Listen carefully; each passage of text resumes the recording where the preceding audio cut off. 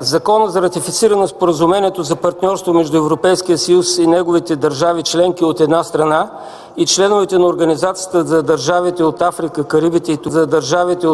Карибите и Тихоокеанския басейн от друга страна, наречено по името на Самоа, тъй като е подписано в град Апия, столица на Самоа, е продължение на сътрудничеството между страните от Европейския съюз и тази голяма общност от 79 държави с над 1 милиард население.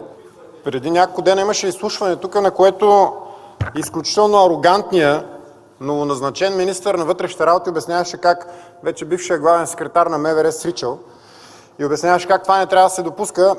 Главният секретар все пак е едно административно назначение, заместник министърът обаче не е. Преди малко видяхме как заместник министърът срича тук. Шаламанов, що така? Объркаш даже имената на столиците.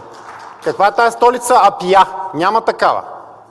Между другото, Шаламанов, давам ти 100 шиткоина, ако ми намериш една от държавите на картата, които са подписали тази спогодба. Тимор Лесте.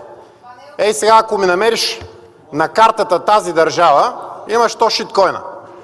Можеш ли да намериш?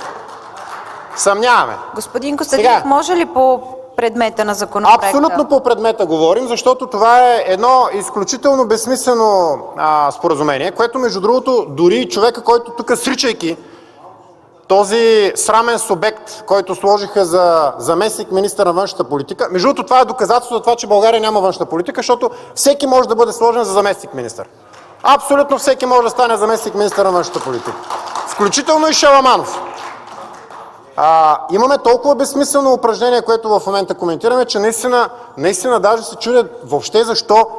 Между другото, аз нямаше да се изказвам, ако не беше изпратено лицето Шаламанов тук, защото наистина това е унижение за парламента, такива хора като него да четат от тази парламентарна трибуна.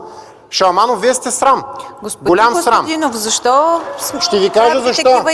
Защото, ще ви кажа защо, госпожо Назарян. Трябва да ви наложа забележка, защото ви изразявате явно неуважение към член на Министерски съвет. Точно така, това не може, това не е допустимо. Абсолютно сте права, имам тотално неуважение, не само към този човек. го правите, но не и тук. Госпожо Ще трябва да Назарян. ви отнема и сега и думата. Защо го правите? Защо трябва да ми отнемете думата? Защото нарушавате реда и правилника. С кое точно нарушавам реда? Аз не мога Нормално да ли ви позволя заместник министър? да сипите обиди. Нека да първо не сипя обиди, казвам своето лично мнение, казвам своето лично убеждение, на което имам право, за което са ми гласували. Вашето лично мнение, не за личности, за политики точно за това говорим, защото в крайна сметка тези законопроекти се представят от определени личности.